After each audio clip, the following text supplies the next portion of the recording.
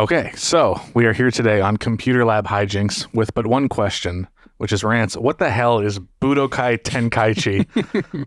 All right. Question mark.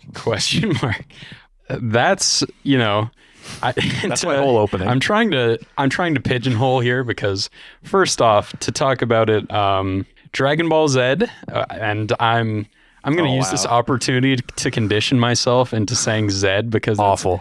I'm canceling the show. I mean, it is technically correct on both respects. Really? Yes. Okay. So Japan, when they use like Z or Z, they use Z. They like think they say Zeto. Yeah. So ZED is basically. So okay. Our Canadian usage is the same as theirs. I'm upset already. Yeah. So that is a good lead-in to explaining how this gets so messed up. So, a little history.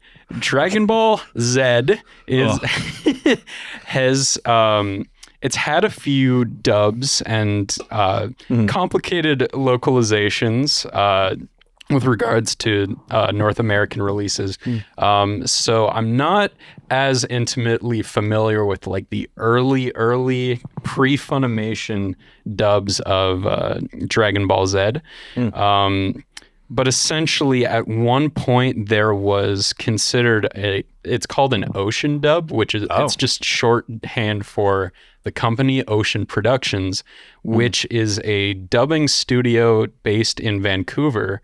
And and I believe early before Funimation like properly licensed, and I believe it was Okatron 3000 or something is the kind of official dubbing studio or something. It's kind of in-house for Funimation. But before them, there was an Ocean dub.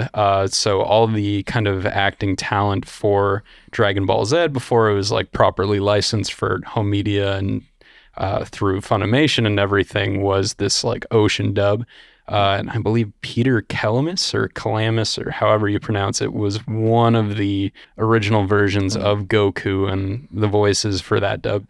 So I think America got that kind of dub from Canada early on, but I believe before we got it. So it was kind of like a whole sort of confusing thing. And then there have been several different versions of the kind of theme song for the edited theme song for Dragon Ball Z as it kind of syndicated in Canada or in America. So people in America are familiar with kind of this old tune called, I believe it's called Rock the Dragon. So it's like Dragon, Rock the Dragon Ball Z. And it uses Z because American audience. I feel like I remember that. Yeah. Maybe. And then in Canada, we had a different theme, which I don't know what its technical name was, but the way it sounded was Dragon Ball. Dragon Ball Z. Yeah. But we're Canadian, so it should have been Dragon Ball Z. And it was dubbed here? And it was dubbed here. So there's this whole misnomer where we had a separate dub and a separate opening theme, but we used the American version of Z or Z. And so that became through like kind of a cultural osmosis. We started referring to it as Dragon Ball Z, whereas in Japan it would be Dragon Ball Zeto. So Z. My gosh. So yeah, technically the appropriate name is like Z, but like through kind of osmosis and, the force of will and perpetuity of culture, even us all the way in Canada, we call it Dragon Ball Z too. So it's, the American nomenclature or phonetics have seeped into our culture. Yeah. Which to interject very briefly. No worries. For people who are watching who are maybe from like middle America, some 90% of Canadians live within like an hour's drive of the US border. Canada doesn't really have its own culture in terms of pop culture. Yeah. We basically just have what New York City is doing. And we even have a lot of the same TV stations in a lot of cases. So like Canada's pop culture is really informed by the US. And if you're watching and you don't know, like most Canadians don't actually follow Canadian politics, but they follow the hell out of US politics. Yeah. Just going to throw that out there quickly.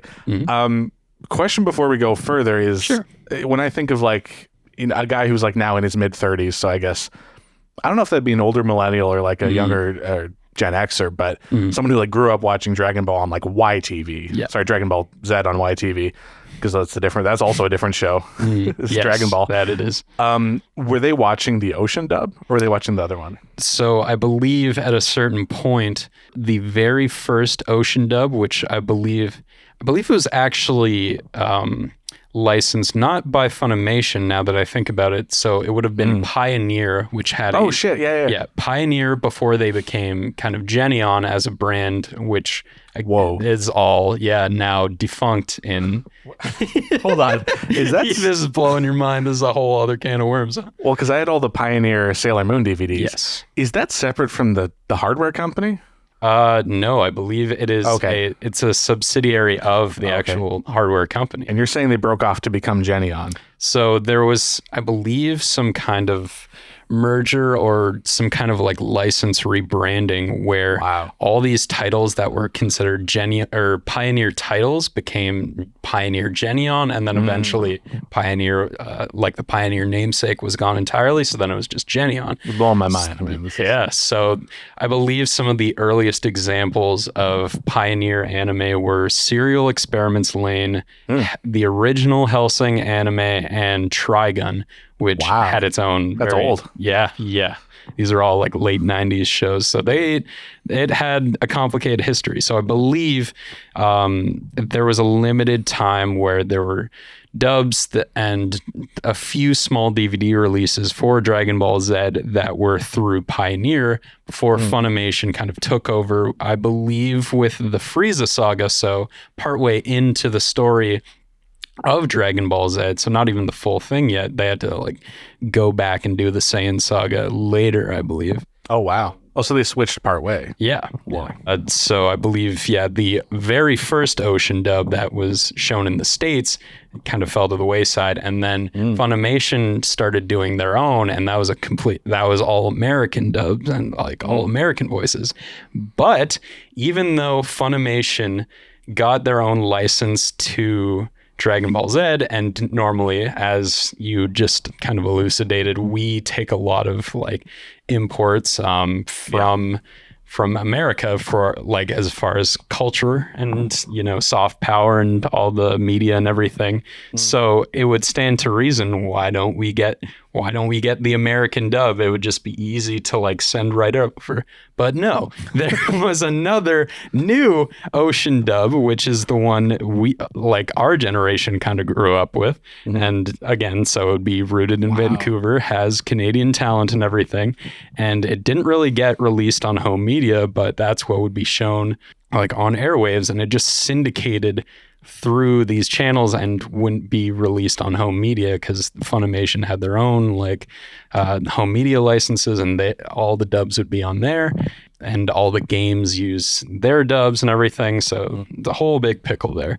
But yeah, we grew up with like all these different, and this extends to some of the other Dragon Ball shows too, which we get the prequel and weird sequel Dragon Ball and Dragon Ball GT later than we get Z, and that's why North America always had like and our upbringings, we have a very skewed and like weird understanding of the Dragon Ball Z and Dragon Ball total continuity of how we ingest the story. So things that were very like that ran a natural progression from Dragon Ball to Dragon Ball Z in Japan were lost on us. So we had a very different kind of cultural experience there. Wow. So yeah, and that's why in Japan, like there were major things like the very first episode of Dragon Ball Z is like, oh, here's Goku, and now he's got a son, and like so much time has passed, and then people who grow up with Dragon Ball originally are like, holy shit, like this guy I followed as like this little twerp is now he's like so young, and now he's got a kid of his own, and then he's got a brother from space, and he's an alien, and like all these things are blowing our minds. Their minds. For us, it's like this is the starting premise, so it's just like it's normal for us, and that it's a whole other cultural conditioning. Right. We're like, oh, this is a guy with a kid and a brother. Okay, continue. Yeah. Right. Yeah. So yeah, there's such a whole like complicated history with Dragon Ball Z and all that stuff. So That's all with kind of the dubbing spear. I feel like I'm moving off from Budokai Tenkaichi. Basically, there's been like a whole history. Dragon Ball's had so many games. It's such a insanely massive property worldwide. But to narrow in on some of the history around that immediate time, not the very first early Dragon Ball games, but around the PlayStation era, we got localized as far as Dragon Ball games. There was Dragon Ball Z Ultimate Battle 22, which is notable for having insanely low scores on critical review websites. People hated it. It is a notoriously bad game, apparently. Wow. I remember vaguely playing it at a friend's house once when this was post Budokai, actually. Yeah. So when I went back to play it, I was like, what the fuck is this? This is terrible. So you've seen where it goes. Yeah, I saw where it goes. And also that similarly of the PlayStation era, there was the Dragon Ball GT game Final Bout, which was kind of fully 3D graphics. I'm bringing up a clip of Ultimate Battle 22 here. This is Ultimate Battle 22. Oh, so it's a 2D, like hand-drawn. Yeah, this one's fighter. 2D. Okay, but people do not like it. No. It is considered very, very rough. Okay, interesting. And we wouldn't necessarily get all that just from looking at the footage, but... Yeah, probably feels pretty rough to play in some respects and everything. Interesting. It's certainly, the framing is odd. The characters are very small in the frame. It almost looks like Smash Brothers. I also don't know anything about fighting games, so I'm just going to eyeball this, be like, why are they fighting? Okay, So the next one you're talking about was... So there's Dragon Ball GT Final Bout. I love the word bout as like a fighting thing. So comparatively, this one's full 3D models, and it focuses on the sequel to Dragon Ball Z. Which is GT? Yes. Okay. And was that also a different show in Japan? Like, it's not just a rebrand? Yes. Okay. So technically, Dragon Ball and Dragon Ball Z are adapted from different parts of the one conclusive Dragon Ball manga. Are you serious? Yeah. Whoa. This like, for me, this is like basic stuff. For you, this is a new revelation. Yeah. So does Goku like age slowly through the manga? So in some ways it's like, as you follow him very kind of early on, he just grows a little bit. And then there's a little bit of a time skip towards the end, heading into the final arc of what we know as Dragon Ball story as it's adapted in the anime, where Goku grows up and he's originally like 3 foot tall, little kid or whatever. He's small, but then like at the final arc of Dragon Ball, he looks very close to how his kind of recurrent like main design looks as an adult. And he's kind of like a young adult, like 5'6" or something. He's like fully formed proportions. He looks generally like a little softer defined, but essentially as the design you think of when you first think of Goku, basically. Wow. So yeah, that's kind of the end. This is at the end of the anime. It would be at the end of the anime Dragon Ball. Okay. But in Japan, the manga, the pivot to the story of Zed, as it were, in the anime is something that is uninterrupted in the manga. Wow. So it's a seamless transition. So the kids in Japan, they're just continuing to read this, like there's this big time skip in the manga. And so however many years later, and Goku's an adult with a son of his own, and the genre really changes because we're incorporating aliens and shit now, and like all the action gets like a lot more serious, even though Dragon Ball is a very action heavy manga to begin with, but there's like a lot more sci-fi influence and everything. So yeah, the anime marks that distinction by having 2 separate anime runs, Dragon Ball and Dragon Ball Z. Completely different show. And just to help Western audiences, because we were raised predominantly with Dragon Ball Z, Viz Media, who was releasing the manga, they decided to delineate the 2 parts by having Dragon Ball and Dragon Ball Z in the manga, even though in the original Japanese release, they're not called different things. So, oh, interesting. Yeah. That is wild, because I think of like just even tonally, I remember I was vaguely familiar pop culture with Dragon Ball Z. And full disclosure, I've not seen a single episode of Dragon Ball Z. Okay. Yeah. But I knew the imagery. It's a lot of, the joke is like everyone's just yelling and throwing fireballs at each other. Yeah. Basically what every Marvel movie is now, to be mean for no reason. And then there's like the Piccolo guy with the green head and his head's all stretchy. Yeah. And I remember so I've never watched Dragon Ball Z, but I've seen those images and obviously the over 9,000 meme. Yeah. I started reading the manga Dragon Ball. I was like, complete tonal shift. It's like 3 main characters in like a camper van, and there's like jokes about him looking at a butt. And I'm like, what is happening? And really, I was enjoying this because I was also very young at the time. It has a very like youthful, very vulgar youthful outlook. It's like, oh, this is pretty cool. Yeah. It feels like a Spy Kids movie. Like, I don't even know. Right. Versus like this other thing that I associate with Dragon Ball Z, which is like this extreme violence. Yeah. Not extreme violence as it's disturbing, just like very over the top, exaggerated violence. Okay. This is blowing my mind. Yeah, there you go. Well, this is the place to blow minds and have all these thoughtful talks and big revelations. So, hell yeah. So, is there a cultural difference in terms of like a show like The Simpsons here? I'm just thinking like, what's a cartoon? The characters do not ever age, right? Like, is that a thing in like anime a lot, that like the characters age organically, or is that just like unique to Dragon Ball? It became kind of a habit, which there's probably other examples, because I want to say, because Fist of the North Star has time skips, and it's a pretty literal term, I imagine. I don't think that nomenclature is maybe used as much elsewhere, but I can, unless you're unfamiliar, it's just like the idea that like, oh, the story like jumps ahead however much time, right? And it just moves to a different position, and like so much time has passed, reintroduces characters, and you kind of like learn as you go along like what has kind of changed. And for Dragon Ball and Dragon Ball Z, it was like such a big deal, mostly because it marked a big shift in tone and and in genre, because Dragon Ball got the very like early kid stuff. It got action oriented pretty quickly. Oh, interesting. Yeah. See, I didn't get that far.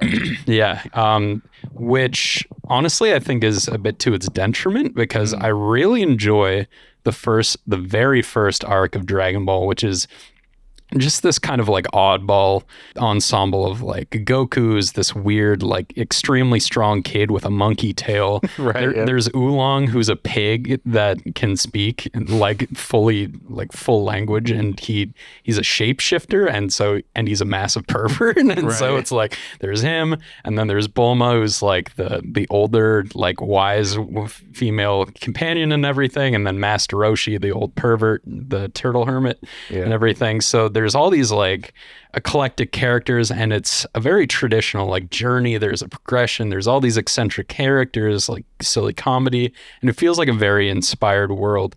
As it moves into later arcs, because the first arc ends with them collecting the Dragon Balls and making a wish to stop this guy Emperor Pilaf, who's like just this little like demon guy who like wants to like take control of the world. And they had gathered all 7 Dragon Balls at this point, but Pilaf was about to like make a wish and like for world domination and everything, throws everything in a tizzy. This is kind of spoilers, but I'm sure you don't care. That's fine.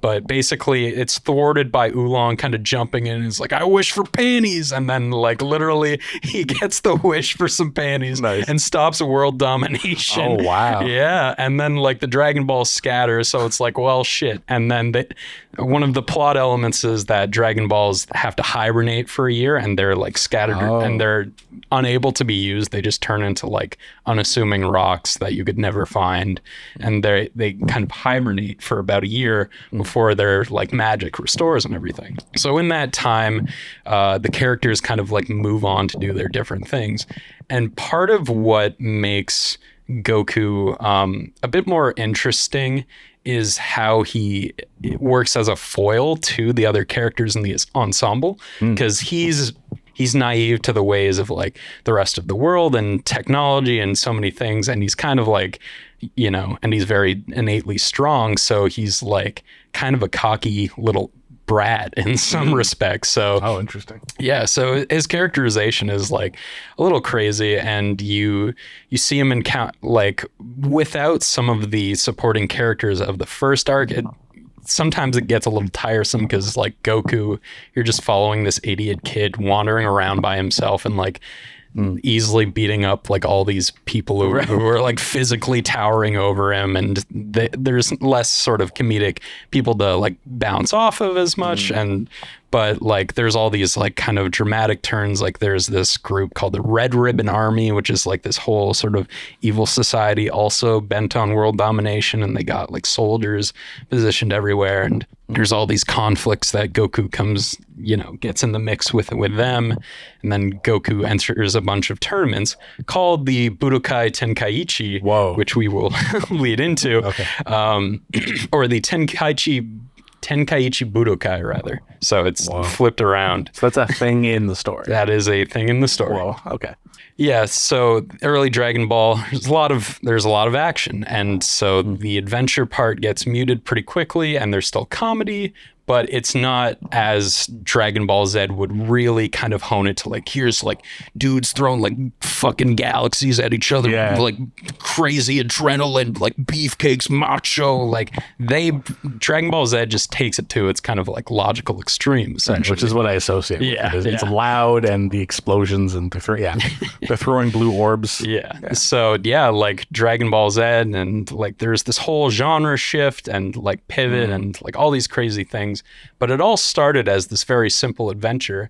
And for Japan, like seeing that evolution from going to that point and like knowing Krillin so early on, and there's a point where when Krillin dies, and then in Japan, like that was such a massive thing. They were like, all these kids were like, holy shit, Krillin just got killed by it. And so like that was a huge thing. And then that leads into like the reveal of Super Saiyan, and that's like such an iconic thing, because it's like, whoa, the fucking like Goku's like mourning over like his friend being like exploding from the space alien, and he's like getting enraged, and then there's this like iconic transformation, he's losing his shit, and then that's what that is. And then his hair goes gold, like yellow and gold, and shoots up, and like because of his rage and his like fury and like his compassion for his friend, and that's when he unlocks like the Super Saiyan transformation, something that had been mythologized within the Frieza saga for a bit, because Goku is still learning about his Saiyan origins, which he only finds out at the start of Dragon Ball Z's first section, when he sees his brother from space, and he's like, whoa, I'm an alien from space, I'm a Saiyan, and all this stuff. So once we see Vegeta and we learn about Vegeta, and he's like, oh yeah, and there's the myth of the Super Saiyan, like these legendary warriors, and they reach their full potential and undergo this like incredible transformation. And Vegeta is like so caught up in his hubris and his like, you know, pursuits of power and trying to like stop Frieza, who's like this galactic dictator and everything. And he's like, and he tries to like internalize this belief, and he's like, I'm going to become a Super Saiyan. And the whole arc is like, oh, I'm going to become it, and I am a Super Saiyan, but he never really building it up. Yeah, but he never turns into one himself. And it's only Goku who's not so like obsessed with power and doing something righteous that he reaches that transformation kind of out of sense of a shock and trying to like defeat this monster who just killed his friend and everything. Wow. So yeah, that's like this whole big dramatic ethos to that and everything.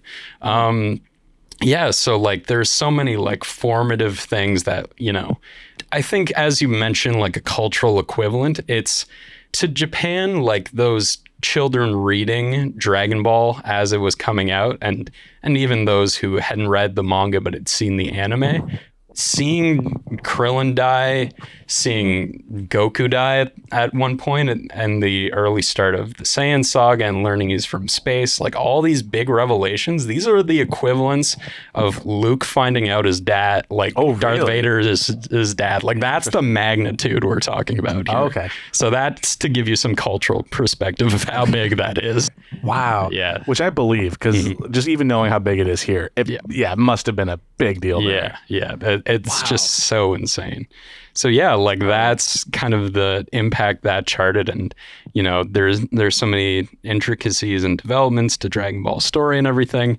But to kind of reel things back on topic, there's a recurring tournament in Dragon Ball and Dragon Ball Z called the Tenkaichi Budokai, which translates is I took notes and I'm trying to remember the official translation just off the top of my head. So Tenkaichi means strongest under the heavens, or number one under the heavens. And Budokai is in its most literal sense, it's it's gathering of martial artists, essentially a tournament. Yeah. So it would kind of roughly translate to like number one under the heavens martial arts tournament. Oh, wow. So that's the Tenkaichi Budokai. Okay, and I've got the third game loaded up here because this box art is sort of stuck in my... It's either this one or the Wii version. Okay. Sorry, I'm just gonna... No worries. I'm really derailing this. This box art is just like implanted. My cousin used to play this all the time. Yeah. And it just looked like the most chaotic game. And even this front cover is like pretty busy. Yeah. I mean, there's some negative space in here, mercifully, but like this is the image I have. Absolutely. And so first of all, like how the hell did they get to a third game? Yeah. And anytime I saw the footage, it looked like nonsense. Like it just looked like people floating, just punching each other. Yeah. And I remember watching my cousin play like with the Wii remote of the nunchuck. It just looked like button mashing.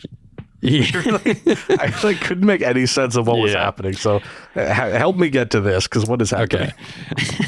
So again, I think, you know, for the sake of enriching this podcast, and it's already pretty long for this episode, but to provide a history. So I mentioned those previous very crappy PlayStation games, which we kind of glossed over Final Bout a bit, but also it was kind of bad. What was the second one that you mentioned, or was the 3D one? Yes, this is 3D one. Okay, but this is like fully like polygons, 3D polygons on PS1. Yes. Okay. Yeah. So Dragon Ball GT is is of questionable canonicity because it's an anime original sequel that was not originally a manga. Okay, so it's just completely made up. Yes. Right. Okay. And so it's, especially nowadays, it's a very controversial sequel because in part of its lack of canonicity in some respects, and how some people think some of the characterization is a little not in spirit with, you know, what was established before. There's some weird developments that happen in the story, and like the genre changes. Like it leans more into like very sci-fi. The fights aren't as kind of like explosive as Dragon Ball Z's, even though like the transformations and everything kind of evolve even further and everything. But yeah, it's almost like there's a bit of like cosmic horror kind of at times. It just gets more like costly and kind of scary, and how some of the stakes aren't about who's like outright like the strongest dude ever, but like at one point one of the villains like releases a parasite that kind of like infects like essentially everyone on Earth and maybe the universe at one point to like turn into like mind copies of himself, or like all share his collective conscious, and Goku has to like fight this guy to like free everyone's mind from that mind control, and he's like all alone in the universe basically like fighting this guy. So it's like very terrifying. It's kind of like existential. Yeah. But GT has always had like a bit of a controversial reputation. Actually, can I interject very quickly? Just say the minimum that I know about anime, having seen 6 episodes of Naruto and Evangelion, there is a language to describe it, because a lot of the big shows are adapted from manga series, which is the comics. There is a language to describe things that, because the release schedule of manga and anime are different, eventually if everything's successful, the anime will catch up to the story of the manga and they will have to start making episodes, which is called filler. And I think filler, we use that term online a lot to refer to episodes we just don't like, of like Game of Thrones. Yeah. That was a filler episode. It was bad. What that actually means in context to anime is that they could, like, I'm thinking of Naruto specifically because my cousin worked on some Naruto properties, is that, you know, your show reaches a certain point where you know that you're going to resume the manga story once it's updated. You, as the showrunner of the anime, you don't know where the manga's going necessarily. Yeah. So you have to tell stories that fill episodes, fill out the rest of the season that won't contradict what's about to be told in the manga. Yeah. So that's sort of like the language of filler. It means a very specific thing tied to release schedules. So GT is divorced from the manga in that way. And so there's sort of a language around that. That's what I'm trying to say. Anyway, sorry, you can continue. Yeah, no worries. Although to that point, GT is different in the sense that, you know, it's a full anime original. It wasn't made kind of out of a necessity to slow down production for catch up. It was just kind of like, they're like, oh, this thing like Dragon Ball Z, like prints money. And it's like, let's make a sequel anyways. It's completely its own Let's make a thing. new story, get that money, essentially. So, Okay. So, yeah, and by the point that Dragon Ball GT Final Bout came out on PlayStation in North America, GT was not on the air at all. Okay. I don't believe it had been licensed even by like anyone. So everyone just goes into this game at, like, when you were around at this time, I think it was like the original release was like 1998. Okay. So people bought this game and they maybe only had like trace understandings of like what Dragon Ball Z was. And they're seeing like some of these characters that are From like GT. brand new and from GT. Whoa. And they're like, who the fuck is this? And like they have no metric for that because like they have not seen the show. And crucially, online anime culture, before streaming video was a thing, I remember downloading like Sailor Moon OVAs that were in like the real player video format. Oh, yeah. But if we're talking about like the height of PS1, some people may have not had broadband internet. So you're not like streaming new episodes of the show. Or if you're not super internet connected, you maybe just are not aware that Dragon Ball GT is a thing. Exactly. Right? So this game comes out, a certain chunk of the fan base is like, what am I looking at? Exactly. Yeah. Interesting. Yeah. So yeah, all of which to say Dragon Ball Z has had, and Dragon Ball as a whole has had a very weird kind of relationship in tandem with the media that is being presently seen in North America at the time of Dragon Ball Z's release and everything, and localization. And so these two, like Ultimate Battle 22 and Final Bout, were not well received, and so it was like, oh man, like these are bad representatives, bad anime tie-in games. Like this isn't great. Look for Dragon Ball, and I believe there's other games that still came out in North America that were Dragon Ball related, but just not on the PlayStation 1. PlayStation, Sony did not have good Dragon Ball games is basically what I'm trying to sum up. Sure, yeah. So then in comes the, I believe, 6th generation is PlayStation 2, 6 or 7. Oh boy, I actually don't know the numbers. Okay. But we're talking about PS2, PS2. and Xbox and GameCube. Okay. So that generation of consoles, and predominantly PlayStation, they get Dragon Ball Z Budokai, just Budokai, and that's as it's known in Europe and North America. But technically in Japan, as I only recently found out, it is just regarded as Dragon Ball Z. Really? Yes. Okay, so this game, let's say North America, Dragon Ball Z Budokai. Yeah. But in Japan, it's just called Dragon Ball Z, the game. Interesting. And then its sequels, Budokai 2, Budokai 3, are just called Dragon Ball Z 2, Dragon Ball Z 3. I'm upset. Yeah, understandable. It's very confusing.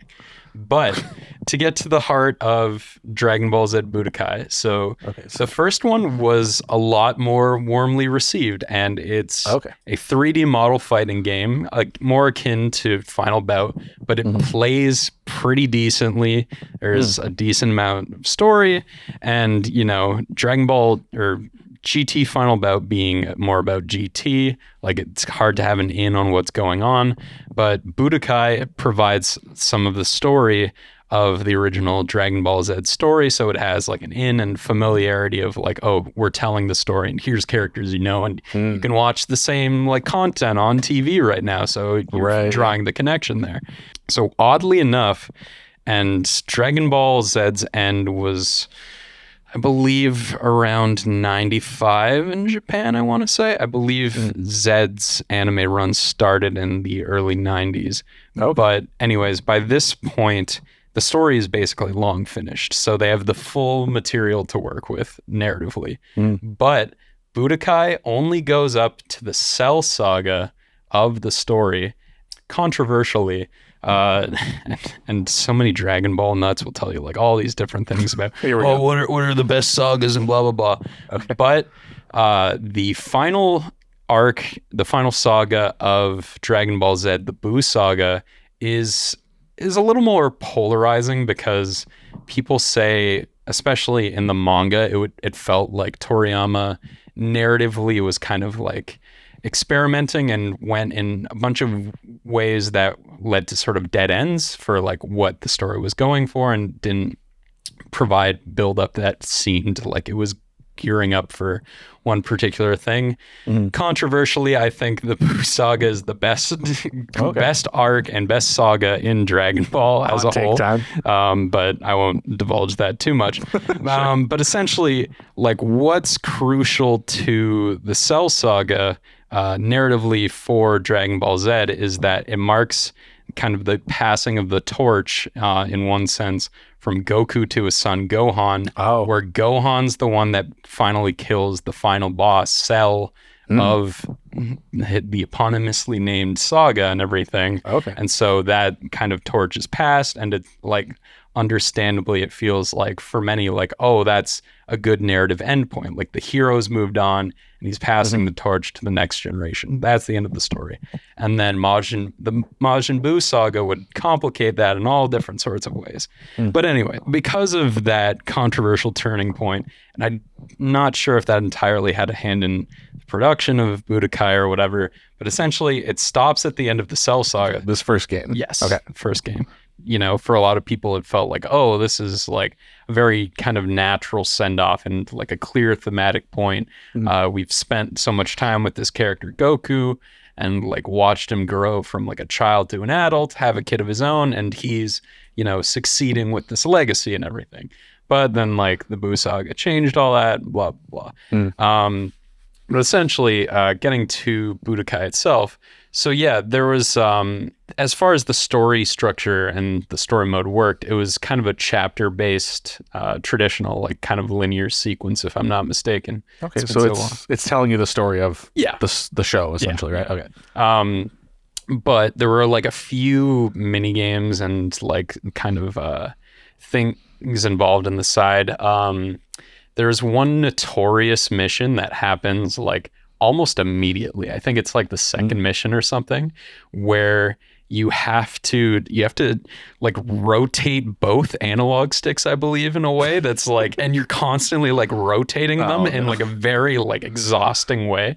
And it's an infamously hard mission, and they put it like right at the beginning of the game. So it's like very unfortunate.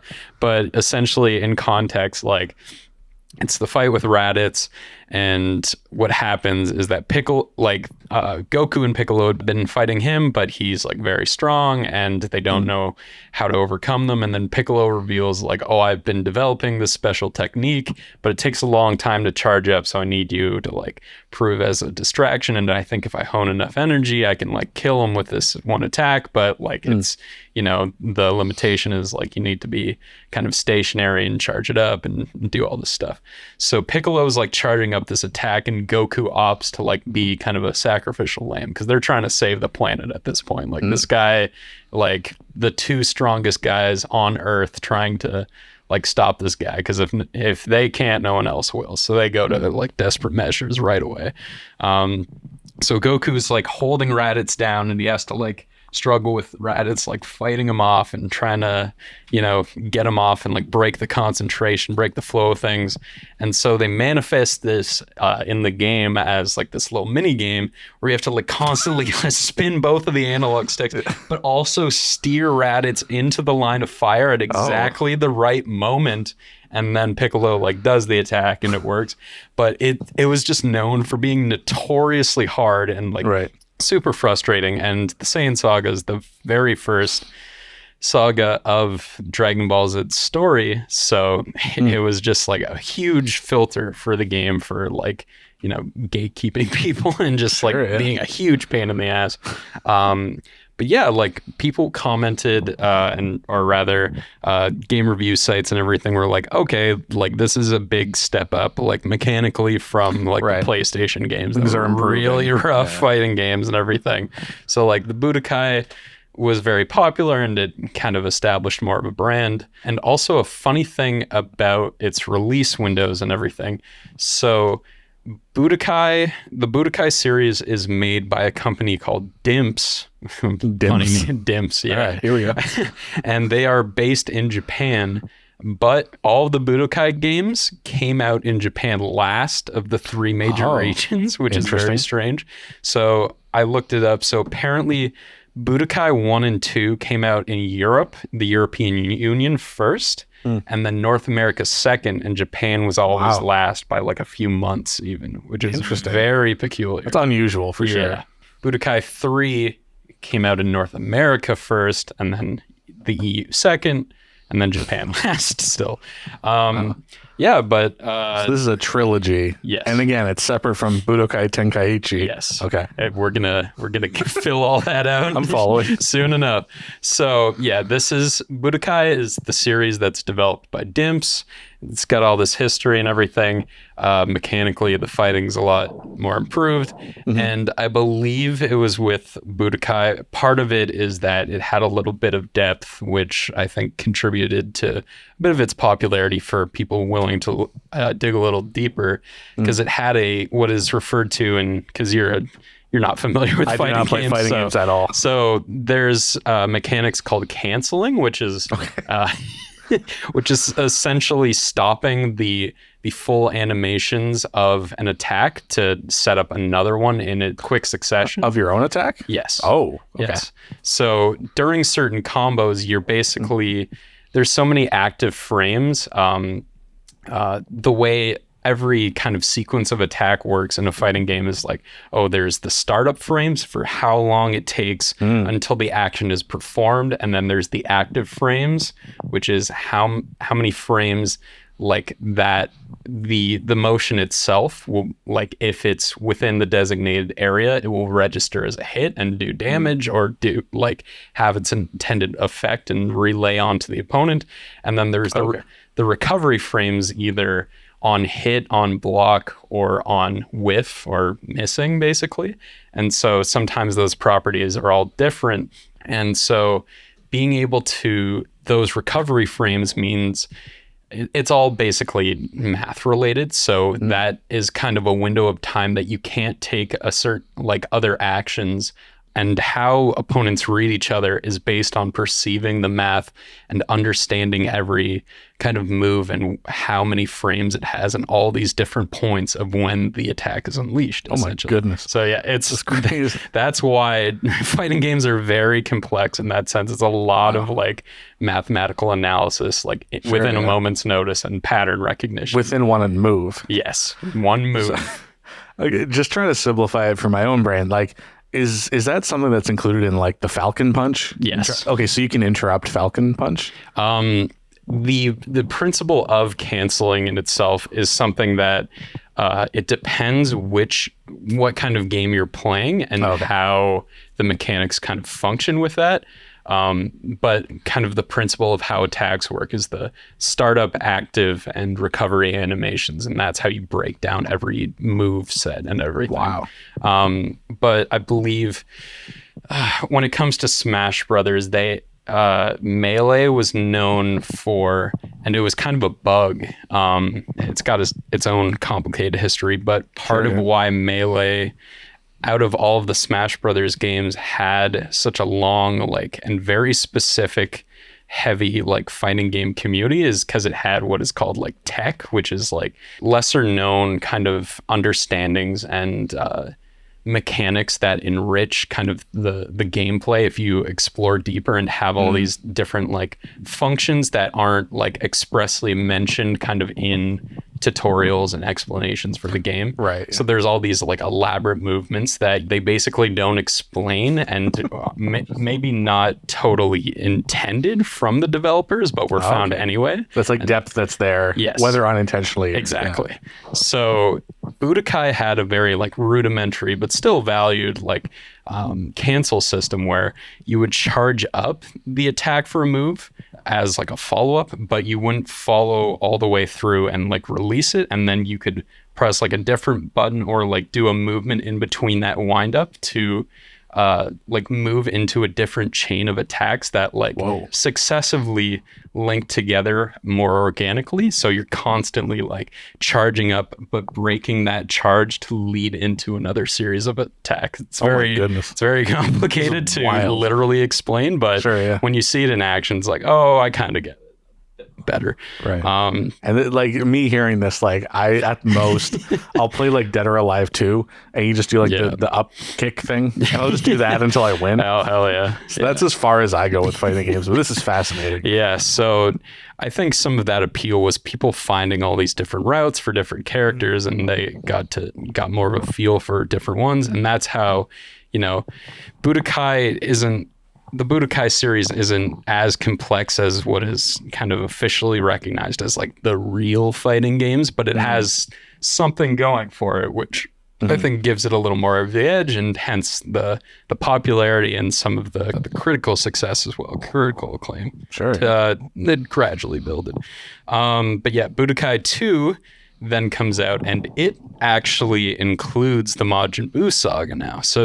So they tell the whole story from the Saiyan saga all the way to the Majin Buu saga, as far as, like, the Dragon Ball Z story is concerned. So that's all covered in the gameplay now. All of Dragon Ball Z? Yeah. Oh, interesting. Yeah. And still there's a third game. And still there is. Okay. So the way the story mode works in Budokai 2 is very peculiar, though, because the way it works is you use they're called the Z fighters or the Z fighters. That's kind of the colloquial name for, like, most of the heroes in Dragon Ball Z. So, like, all the good guys, really, all the main, like, fighters, you use some of the Z fighters that show up in the certain arcs of each section of Dragon Ball story and everything on Budokai 2's story. But you're on this map, and it's almost like chess, where you move each character around the map, but the other, like, opponents are on the map and moving at their own kind of leisure. Like, outside of the fights? Yes. Oh my goodness. Outside of the fights. So you're moving them to all these random placements, and sometimes you'll get, like, stat boosts if you move on a certain, like, area. It's like, oh, West City or something, and you'll, like, move your character over West City, and it's like, oh, you'll find, like, an item or, like, a stat boost for your next fight. And then if there's a point where during one of either your turn or the opponent's turn, if you guys, like, meet on the same space, then you fight. And then you have your traditional battles, and it's still in the same vein of Budokai and everything. So, you know, it captures the Majin Buu story, and it's got this really weird story mode and everything. But yeah, it retains kind of more of the same gameplay with just with a larger roster.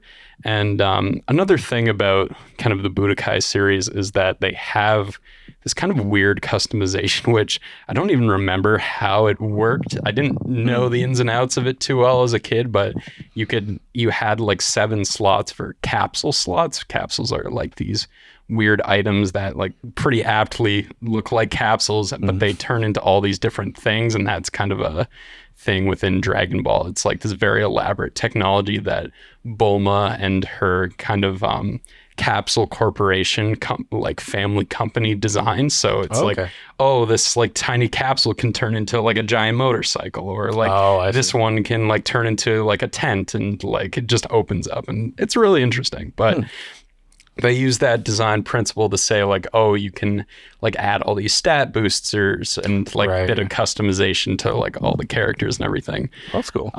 But sometimes you would have to slot like, I wasn't sure if it was mandatory or not, but sometimes you had to put capsule slots for like actual character transformations and use those slots just to be able to like go Super Saiyan or something. And that would like eat away from like slots you could be using for like stat boosts or something else. So there's a bit of like customization involved with how you manage your characters and how you want to build them. But like essentially it's like still very much down to like the fighting itself and everything. So yeah, that's Budokai 2 really, and captures Majin Buu Saga. Mostly kind of the same game as the first, largely. Okay.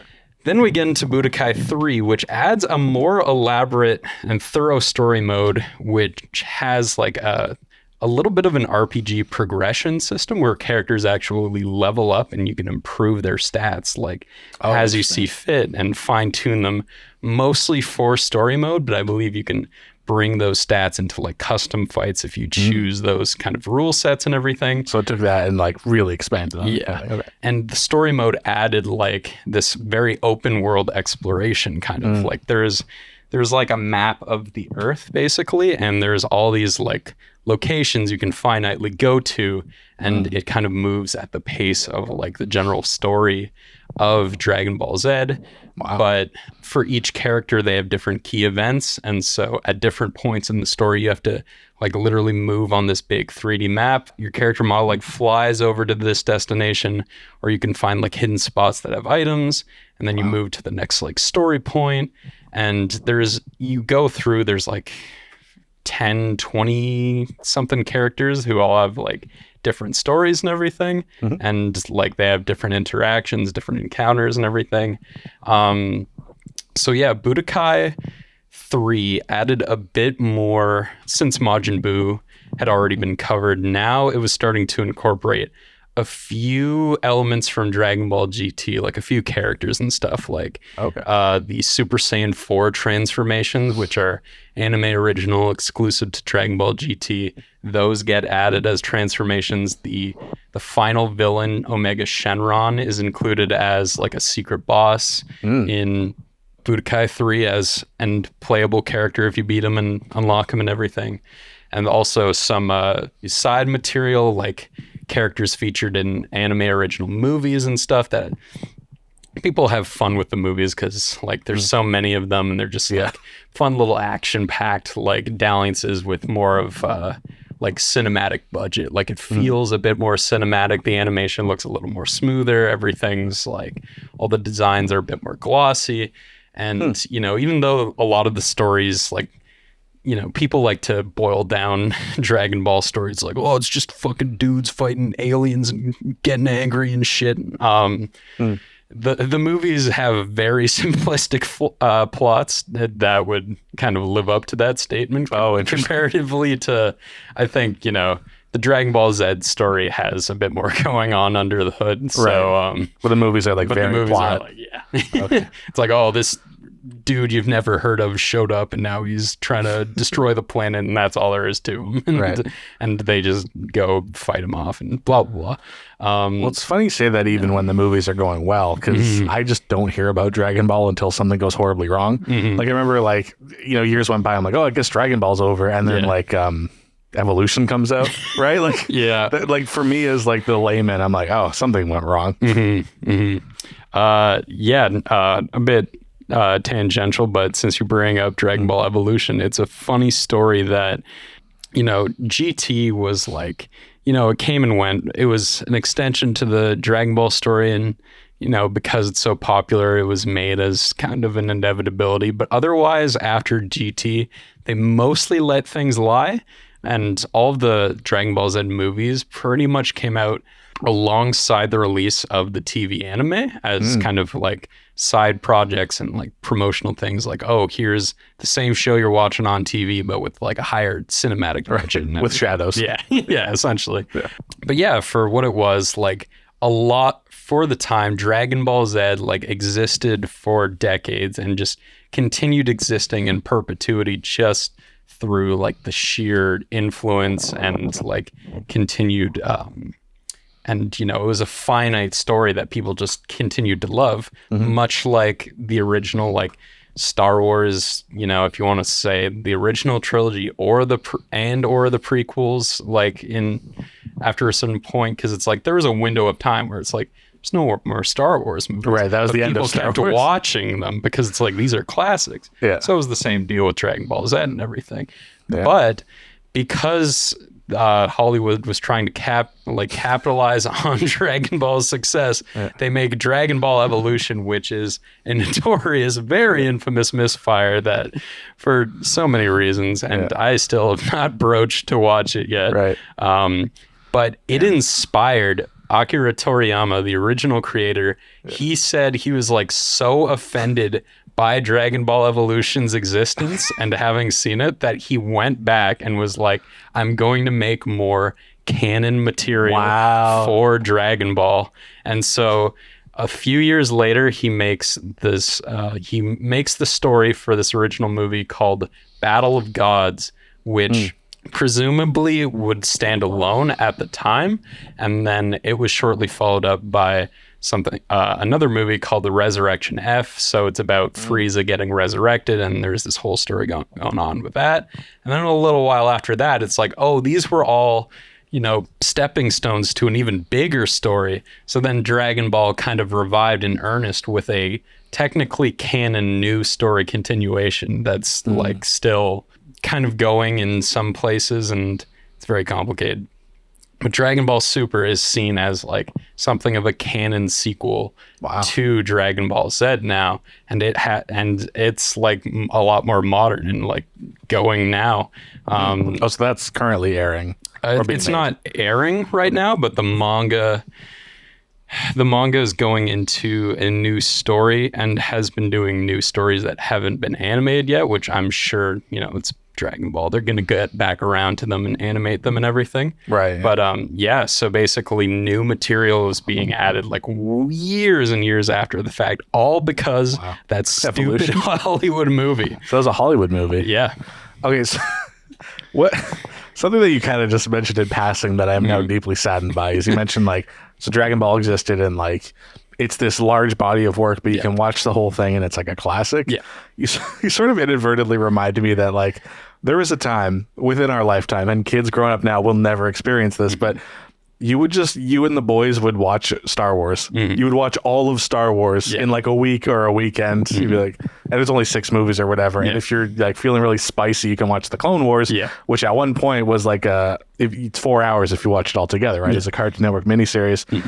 And by God, is that ever not an option anymore? Like, even if you just want to watch all the movies, there's like, some of them aren't part of the Skywalker. I'm very upset just thinking about this. Like, the simple pleasure of watching all of a thing has been taken away from us. Yeah. I remember when Captain America Civil War came out, and it was like, oh, let's watch all the Marvel movies leading up to it. And that is no longer a feasible, like we're going to watch all 10 hours of Loki. Like, anyway, I'm hijacking this episode to complain about Marvel, but I think there's something to be said for like this machine that like, I don't know, just takes stuff that you could enjoy all in one sitting. Not that Dragon Ball Z was ever like that, but like, at some point enough is enough until Dragon Ball Evolution comes out, and then enough is really enough. Anyway, sorry, you may continue. No worries. But how do I guess not to skip forward too much, but if we start getting into Budokai Tenkaichi, what's the move that gets us there? Okay. So first off, I want to explain that, to reiterate, the Budokai series was, as it's known in Japan, as just Dragon Ball Z. Right. 1 to 3. It was developed by a company called DIMPS. And then Budokai Tenkaichi, as it's known in North America and the European Union, is in Japan called Dragon Ball Z Sparking. Oh. Yes. Okay. And all this is developed by a different company, even though the North American release, because it has, you know, the subtitle and even has the same typeset, like of the original Budokai series. But it's like, oh, it's this new extension to the Budokai series. Because of the titles in North America and Europe, people would be led to think these games are in any way associated. but they're made by completely different developers. Oh, okay. So the series is made by Spike. And again, as is known in Japan, this is the Dragon Ball Sparking series compared to Budokai, which is just called Dragon Ball Z in Japan. So it was a lot less confusing in Japan, surely. But yeah, gameplay wise, compared to the 2.5D planes of the Budokai series, Budokai Tenkaichi is like very much kind of in the spirit of kind of the anime more so, and like kind of resembles less of, you know, the rigidity of like a traditional fighting game, 2.5D planes and everything.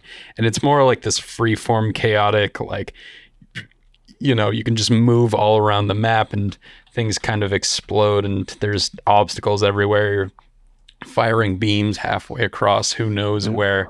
It's, you know, it emulates a lot of the style that like so similar and true to the heart of the franchise itself. And, you know, it was immensely popular in its own way because of how well it like captured that style.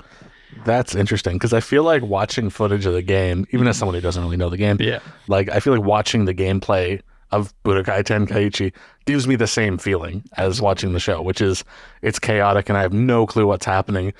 But I have the distinct feeling that not only am I confused, but I feel like someone who has gotten to this point in the narrative by watching the whole thing would perfectly understand what's happening. Oh, absolutely. If that makes sense. Yeah. Anyway. And I think, you know, because a lot of the games had covered the narrative of Dragon Ball Z so thoroughly through so many incarnations of the story mode and everything, that a lot of people got more familiar with it over time, even just strictly through the games.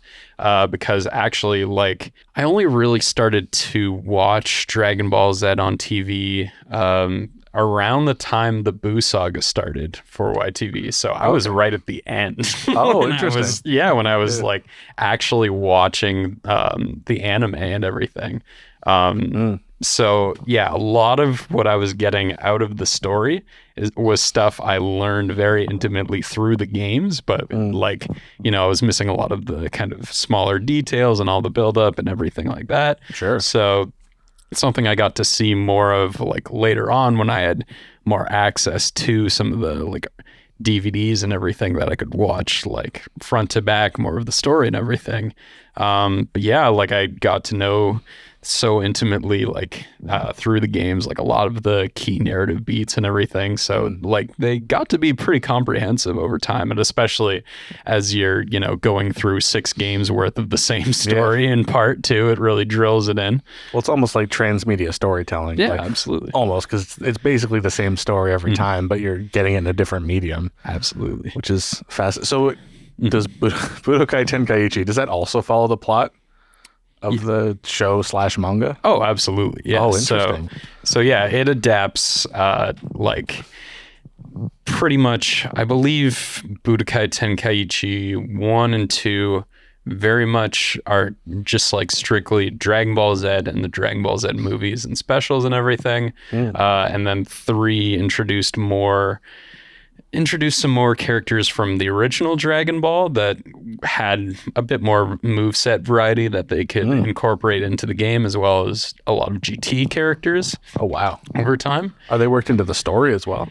Yeah. So, so as far as story modes between these games, Budokai Tenkaichi, the original, is chapter based for the most part, to my recollection.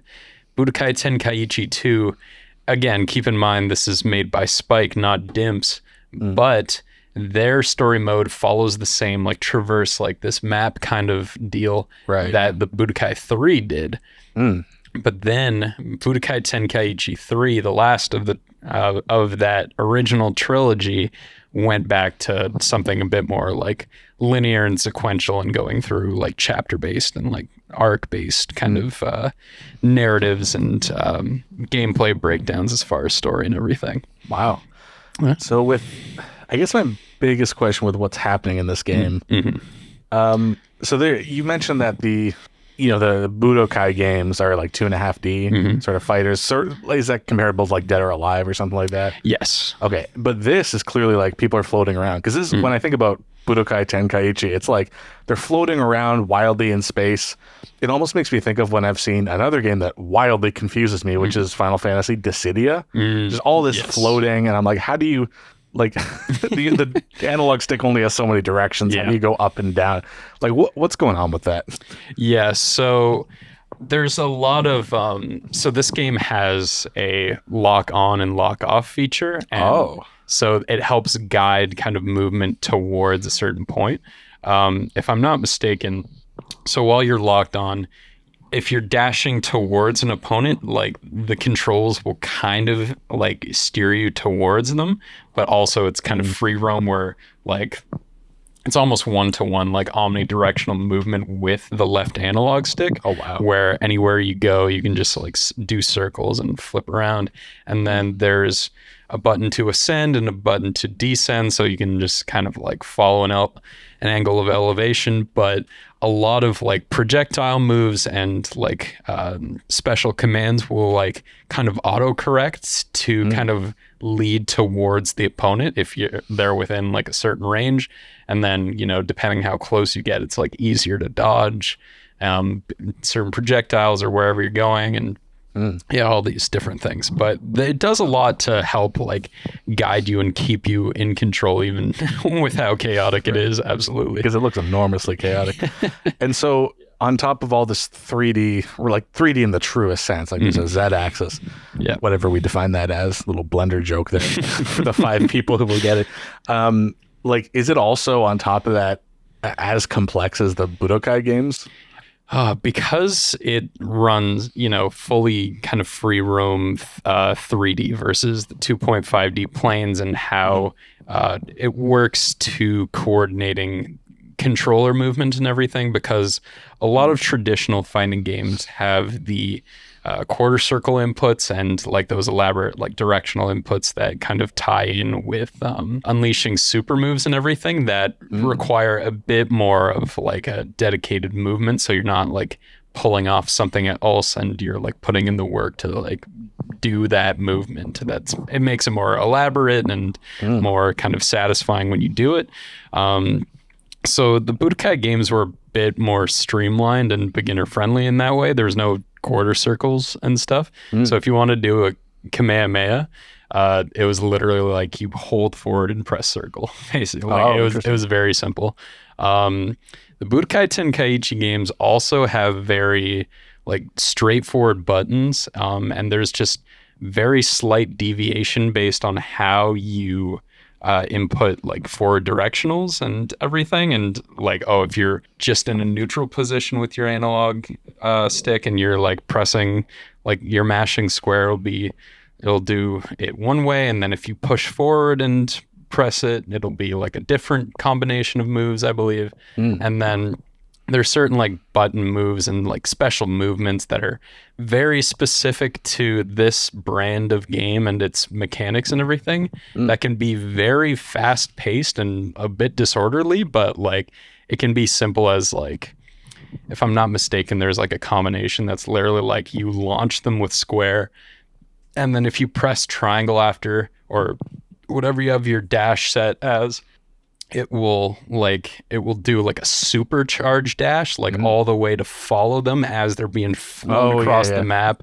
And then you can press square again and you'll send them flying again, and then press circle, and then you'll like do like you'll like instantly teleport behind them and like knock them up, and then you press X, so it's like almost like a sequential thing, and you'll do like this hard knockdown where you bring them to the ground. So there's like a few universal like mechanics that are kind of easier to follow, and then some of the nuances come down to like characters, like special move kits and the animations and their attacks and everything. That is wild. So like, that's what I associate with the imagery of this game, is like someone goes flying across the map, but the other guy like zooms right at them, and so much ground is being covered. Like for me, the most complex battle system I can think of is like Tales of Symphonia, which is pretty fast and smooth and whatever. This is just like so much is happening. A tremendous amount of ground is being covered. But to the person playing it, that makes, I guess, some amount of sense, like what you're doing. That is wild. Yeah. So yeah, I think, a lot of the deviation when it came to between Budokai game entries and Budokai Tenkaichi entries is mostly a matter of like adding more content. So it's like more characters, more stages, more music, essentially. Oh, interesting. When you speak to, I think that, saves a little time at least. Like when you talk about some of these games, a lot of the kind of fundamentals remain very similar. So it's pretty easy to kind of keep it succinct in that sense. But yeah, like Budokai had this kind of a little more familiar 2.5D style fighting games with regards to planes and mechanics. And then Budokai Tenkaichi was like its own kind of freewheeling, experimental, like fully 3D kind of thing that captured the spirit of the anime. Wow. And then, yeah, so these were kind of, Dimps and Spike, Budokai and Budokai Tenkaichi. They had their whole philosophies. These were their centralized series of games and everything. And also, to bring a point, there was kind of some more random aside details. There was an HD collection remaster for Budokai 1 and Budokai 3, but not 2. That's upsetting. And I'm not sure why 2 was omitted, frankly.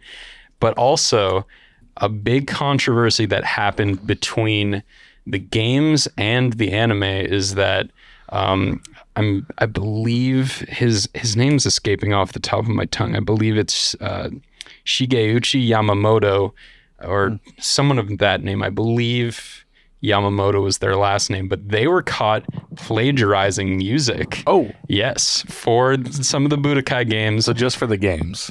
For the games, as well as what was later, and this is where they found out, the Dragon Ball Z Kai anime, which is a kind of recut version of Dragon Ball Z, Dragon Ball Z's anime, which was known for its very huge episode count, as you touched on filler earlier, which, there are small arcs of filler in Dragon Ball Z's original anime, but a lot of it was kind of noted that a lot of the high episode count for the series was just down to its slow pacing. So a lot of episodes feel like there's not much that actually happens to move the plot forward, and scenes are kind of stretched out. It's not always immediately obvious because I rewatched the entire thing recently and I was like, maybe it's because I had free time and I was kind of binging it, but I thought it went down pretty smoothly, relatively speaking. Sure. Yeah. But one very infamous note of comparison is that canonically in the manga for Dragon Ball Z, when Goku achieves Super Saiyan 3 transformation, it happens within a manner of like 3 panels. He's basically like, he's demonstrating his power to Buu, and now he's going through these stages. He's like, here's Super Saiyan 1. He shows it off. And then here's the step after that, Super Saiyan 2. Here it is. And then it's like, here's Super Saiyan 3. This is the current peak of our power and everything. And then he shows it off. In the anime, it is infamous for how it goes into this like quasi, like super spiritual, like long-winded sequence that's like 10 minutes of Goku screaming and like his hair like monstrously like growing super large, and like he sees like the birth of the universe basically. It is super it's a really elaborate. Drawn out kind of thing. Yeah, okay. So that is like kind of case 0 of showing like the difference between filler, and right? Yeah, this is filler. So Dragon Ball Z Kai was an attempt to, cut the story or cut a lot of the, bloat to the original anime down, remaster it for HD while I believe retaining the 4:3 format or possibly cropping it to 16:9. There was always some controversy about that, but sure, yeah. They used a new score, but they started to find out like it was very much copyrighted, and then they started stolen from someone else. Yeah, and they started to see it in like some of the Budokai games. Oh man! And so in the HD remasters for those games, they had to use like new songs that sound pretty bad and not what I remember. And so off the top of my head, I know predominantly the works of James Cameron's movies were ones that were plagiarized for the soundtrack. Wow. Yeah. So it was like believe it was like tracks from Aliens and Terminator that like, and Avatar that got spliced into some of the score. So yeah, they had to do like some new rescores for the Budokai HD remasters, and yeah, they were pretty rough. That's like, if you're gonna steal music from a movie, steal from like some mumblecore nonsense that no one has seen. Steal from like, I'm trying to reference an obscure movie while also having a joke land, which is impossible. Steal from a small movie no one's seen. James Cameron, are you kidding me? That's like, that's a terrible idea. Yeah. Good Lord. Nothing but net there. Yeah. Classic. But yeah, so those were the kind of little asides there. I don't know why 2 was omitted from that. I'm not, there was the music licensing issue, but I think that was kind of a separate thing. But so there was the Budokai trilogy, Budokai Tenkaichi trilogy. It was Dimps and it was Spike. Then gets more complicated. Actually, can I interject real quick? Budokai Tenkaichi, it's following the story of the anime. Yep. Is it also dividing the whole story into 3 games? No. Oh! Yeah, these games, they try to get as much story as they can within each entry, and they try to be very compact in that sense. The original Budokai didn't have the Majin Buu arc, but it had like all of the Z arcs up until Buu. Budokai 2 had Saiyan Saga to Buu Saga, so all of Z. Budokai 3 had the same deal, but they also added a few movies and bits from original Dragon Ball and Dragon Ball GT, so there was more on top of that. Tenkaichi, I believe, is all of Z. Tenkaichi 2 and 3 is all of Z plus bits of GT. Wow. And then Budokai, and also movies as well, included with some of these. And Budokai Tenkaichi 3 is all those with bits of GT and bits of Dragon Ball. So each game includes the whole last game's story? Yeah, pretty much. Oh, okay. Yeah. That's wild. So they kind of build on each other. Yeah. So, okay, I'm going to sound like that Sony CEO that's like, why do people want to play old games? Yeah. But if you're remastering the games, like, is there... Okay, this is going to make me sound like the worst person ever, so bear with me here. Yeah. Forgive me in advance. No worries. If you play Budokai Tenkaichi 3, is there actually content in the previous games? Like, is there something worth revisiting there? Essentially, not really. Okay. Although, because Budokai Tenkaichi 2 has the kind of open world story mode, I think it's more novel in that sense, and 3 doesn't have that. No, it has more traditional, like here's this chapter of the game, and then you just play the event kind of thing. Oh wow. So 1 and 3 have that kind of philosophy for Budokai Tenkaichi, but I believe 2 has the best soundtrack and it has the open world thing. So I have an inclination towards 2, but like 3 has the biggest roster, most content otherwise. So if I'm going to be wildly offensive, I would say it's almost like going from one Madden to the next, where it's like the menus are different and the music's different. If you're going backwards, obviously, if you're going forwards in the series, there's new content. Yeah. Anyway, that's as offensive as I can put it. So bear with me. Okay. It's mostly fitting. Like they are expansions on each other. Like it's sequential, but it's not like, it's not like Dark Souls 1 to 3 where they're completely different experiences. Like the newest one is relatively the one with the most of everything. So. Okay. Wow. But it's funny you mentioned how I've been going into how the stories keep expanding, because after these respective trilogies, this is when it starts to get weird. So there's going to be some setbacks and some ups and downs and all these crazy directions. So after Budokai Tenkaichi 3, it gets complicated. Dimps, the developers of the Budokai trilogy, late into the PlayStation 2's era, and I believe it came out after Budokai Tenkaichi 3, they put out a game called Infinite World, Dragon Ball Z Infinite World, and it uses the exact same engines as the Budokai series, but it's not called Budokai 4, but it is essentially Budokai 4. And this is after the Budokai Tenkaichi trilogy is done. Yes. Now I'm confused. Okay. So it's trying to go back to that 2.5D style and that kind of gameplay that people liked, while adding a few more mechanical additions, more characters, kind of going back to the spirit of that, because people just wanted another fix of that old style 2.5D gameplay versus like the 3D stuff. So that's Infinite World. A lot of critics were less kind to it because, again, it was at the tail end of PlayStation 2's lifetime. I think it was one of those points where it was like it was a $30 game because like once PS2 was phasing out, the games got a lot cheaper. Sure. But yeah, like the amount of content added between it and Budokai 3 was a lot more minimal, even though so many years had passed. But it still existed. It had its niche. And then we step into the next generation, and Dimps works on another game called Burst Limit, which is now on the PS3 Xbox era, and it runs the mechanics of and the engine of Budokai. Very familiar gameplay style, like basically just looks like an HD new modeled version of the Budokai games. But now we're as they step into a new generation, they had to cut back.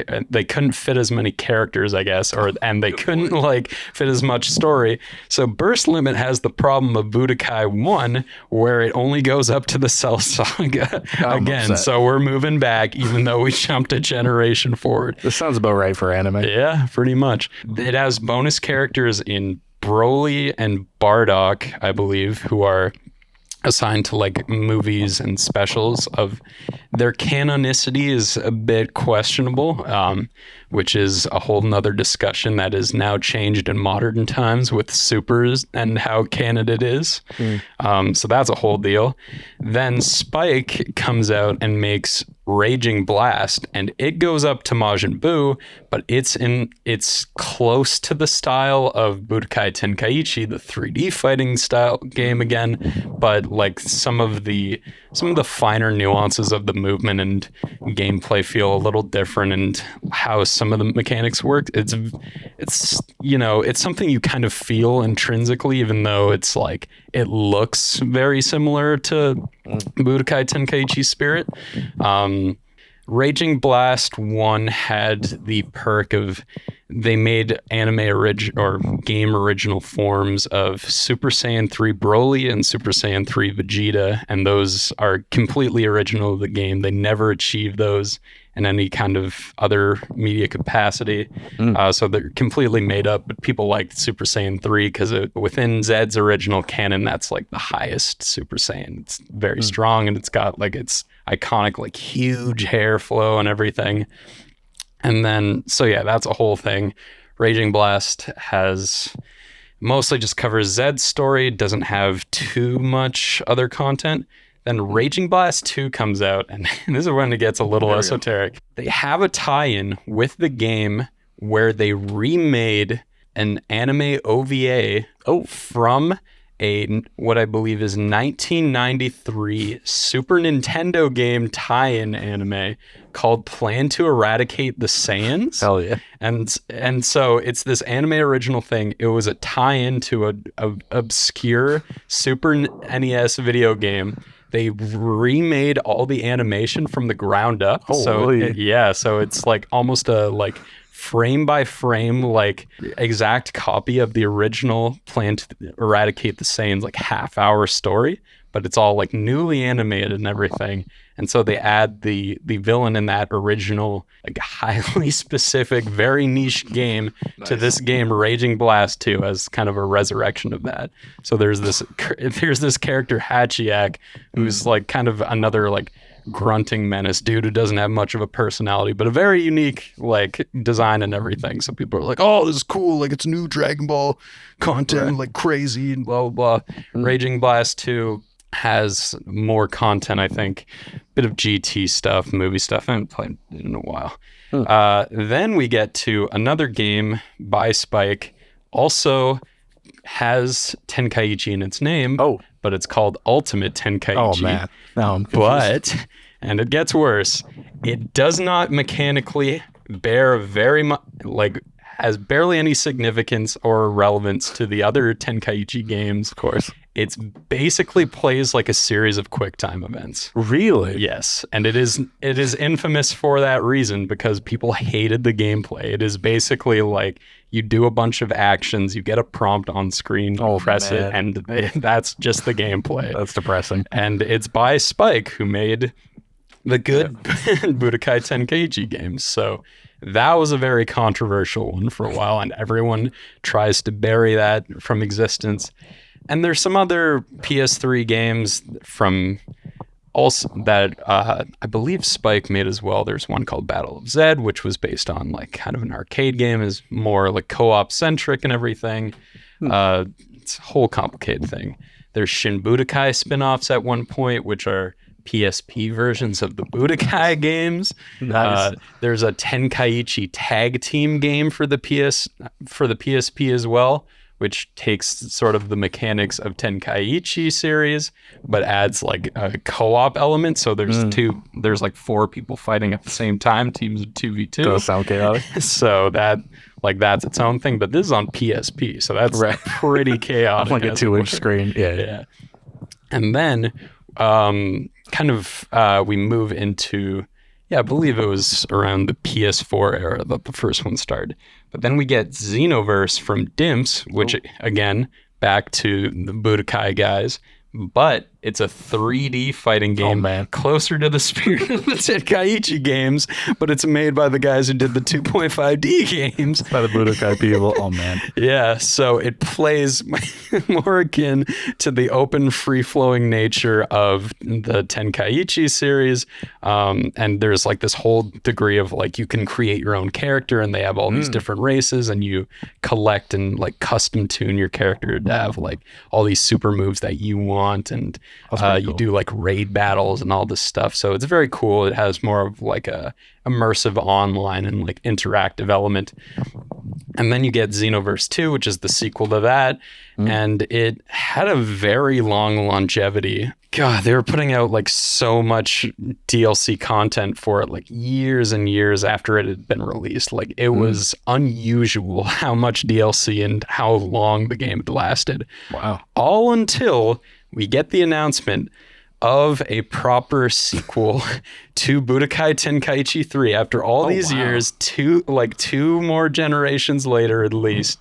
But the initial trailer, which I believe is shown at a previous TGA or some kind of other conference event or something, it teases like the sequel to the Budokai Tenkaichi series. The long-awaited next chapter is finally here, and like some of the gameplay looks very similar, but the graphics are a lot more modernized, very updated. And then we get another announcement and like more footage a few months later, and the official title they use for this next incarnation uses the Japanese titles. Oh no. So now the Budokai Tenkaichi games, what we thought was going to be sequentially, this is going to be Budokai Tenkaichi 4. Now, in all regions, it is called Dragon Ball Z Sparking Zero, which, again, so the Budokai Tenkaichi games were, instead of Budokai Tenkaichi 1, 2, 3, it was Sparking Neo, Sparking Meteor. Yeah. So now we have Sparking Zero. It's Budokai Tenkaichi 4, but everyone around the world is going to be having it go by the name Sparking Zero. I am upset. And that's where we are now. We are waiting for that game to come out. Applause. You did well. That was a journey. That was a journey. That was an amazing summation of the series. And thank you for taking us on that journey. If we have time for one question. All right. Budokai Tenkaichi, those games all have the mini games on the load screens? Yes, I believe both series have mini games on the load screen. So that was kind of a bit of a little Easter egg or just like fun little quirk. Yes. And are they, because I know Namco had a patent for that. Are they Namco games or only some of them are? They are, they're all published by, it used to be Atari actually, but I think because Atari's growing decline, now it's Bandai Namco Games that publishes all of them. Yeah. That's wild. Yeah, I always thought that was so cool. Apparently there was a patent on that. So and I think the patent expired like a couple of years ago. But games don't have load screens anymore. Yeah. And if they do, it's not long enough. It's not like the Morrowind Xbox where it's like loading for 4 minutes, right? Anyway, what a journey this has been on. Thank you for explaining the rundown of A small journey of such great scope. that took me on a quest. So now I know at the very least that if I want to get some experience, I can just jump to 3, Budokai Tenkaichi 3, and basically get the experience. Pretty much. Within limits. Okay, that is good to know. Yeah. Maybe we'll report back later when I've tried that. But yeah, well, thank you for explaining this. And thank you all for watching and joining on this no doubt multi-part journey. Yeah. Now you know, and enjoy anime. Anime.